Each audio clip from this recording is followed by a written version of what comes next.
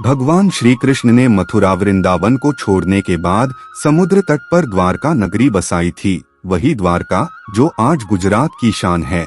कई खोजों के दौरान समुद्र में एक नगर डूबा होने की बात सामने आती है। दरअसल समुद्र में समाई यह नगरी द्वापर युग में कान्हा द्वारा बसाई गई द्वारका ही है, जो कौरवों की माता गांधारी और ऋषियों द्वारा दिए गए शाप के कारण तहस-नहस हो गई। अब आपके मन में सवाल उठेगा कि भगवान की बसाई नगरी को भला ऋषि क्यों शाप देने लगे। आइए जानते हैं इस घटना की पूरी वजह। महाभारत के युद्ध के बाद महाभारत के युद्ध में पांडवों की विजय हुई। श्री कृष्ण ने युधिष्ठिर को राजगद्दी पर बैठाया और राज्य से जुड़े नियम कानून उन्हें समझाकर वे कौरवों की माता गांधारी से मिलने पहुंचे। कान्हा के आने पर गांधारी फूट फूट कर रोने लगी और फिर क्रोधित होकर उन्हें शाप दिया कि जिस तरह तुमने मेरे कुल का नाश किया है, तुम्हारे कुल का अंत भी इसी तरह होगा। श्री कृष्ण साक्षात भगवान थे, चाहते तो इस शाप को निष्फल कर सकते थे, लेकिन उन्होंने मानव रूप में लिए अपने जन्म का मान रखा और गांधारी को प्रणाम करके वहां से चले गए। श्री कृष्ण के पुत्र सांब अपने मित्रों के साथ हंसी ठिठोली कर रहे थे। उस समय महर्षि विश्वामित्र और कण्व ऋषि ने द्वारका में प्रवेश किया।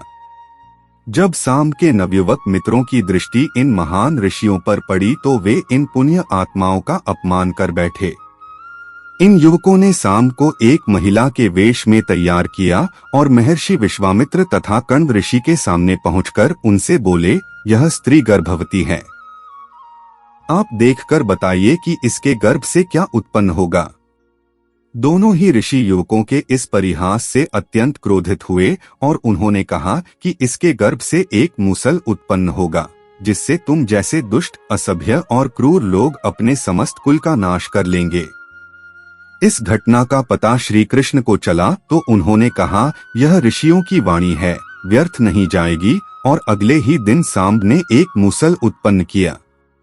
इस मूसल को राजा उग्रसेन ने समुद्र में फिकवा दिया। साथ ही श्री कृष्ण ने नगर में घोषणा करा दी कि अब कोई भी नगरवासी अपने घर में मदिरा नहीं बनाएगा, क्योंकि कृष्ण नहीं चाहते थे कि उनके कुल के लोग और संबंधी मदिरा के नशे में कोई अनुचित व्यवहार कर परिवार सहित एक दूसरे का नाश कर बैठें, क्योंकि ऋषियों की वाणी तो सच होनी ही थी। धार्मिक पुस्तकों के आधार पर महाभारत युद्ध के 36वें वर्ष में द्वारका नगरी में बहुत अपशकुन होने लगे थे। कान्हा ने सभी यदुवंशी पुरुषों को तीर्थ पर जाने के लिए कहा। इस पर सभी लोग द्वारका नगरी से तीर्थ के लिए निकल गए। प्रभास क्षेत्र में आने पर विश्राम के दौरान किसी बात पर ये लोग आपस में भिड़ गए। यह बहसबाजी झगड़े में बदली और झगड़ा मारकाट में बदल गया। इस दौरान ऋषियों का शाप इस रूप में फलीभूत हुआ कि सांब ने जिस मूसल को उत्पन्न किया था, उसके प्रभाव से प्रभास क्षेत्र में खड़ी एरका घास को लड़ाई के दौरान जो भी उखाड़ता, वो एरका घास मूसल में परिवर्तित हो जाती। ऐसा मूसल जिसका एक प्रहार ही व्यक्ति के प्राण लेने के लिए पर्याप्त था। इस लड़ाई में श्री कृष्ण के पुत्र प्रद्युम्न भी मारे गए। सूचना मिलते ही कान्हा प्रभास क्षेत्र पहुंचे। अपने पुत्र और प्रियजनों को मृत देखकर श्री कृष्ण ने क्रोध में वहां खड़ी एरका घास उखाड़ ली और हाथ में आते ही उस घास ने मूसल का रूप ले लिया। लड़ाई में जो लोग बचे रह गए थे, जिन्होंने अपने परिजनों को मारा था, श्री कृष्ण ने एक एक वार से उन सभी का वध कर दिया।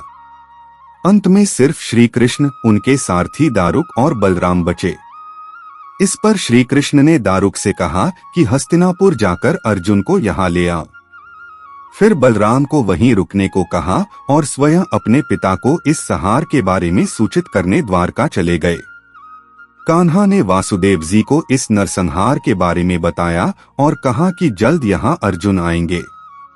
आप नगर की स्त्रियों और बच्चों को लेकर अर्जुन के साथ हस्तिनापुर चले जाइएगा। जब श्री कृष्ण वापस प्रभास क्षेत्र पहुंचे तब बलराम जी ध्यानावस्था में बैठे थे।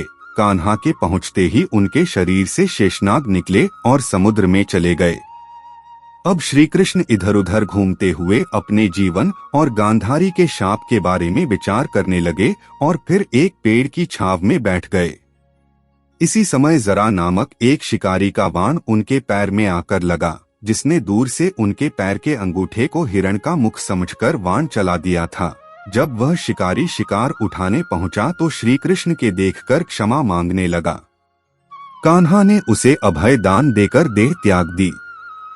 अर्जुन ने द्वारका पहुंचकर वासुदेव जी से कहा कि वह नगर में शेष बचे सभी लोगों को हस्तिनापुर चलने की तैयारी का आदेश दें। फिर अर्जुन ने प्रभास क्षेत्र जाकर सभी यदुवंशियों का अंतिम संस्कार किया। अगले दिन वासुदेव जी ने प्राण त्याग दिए।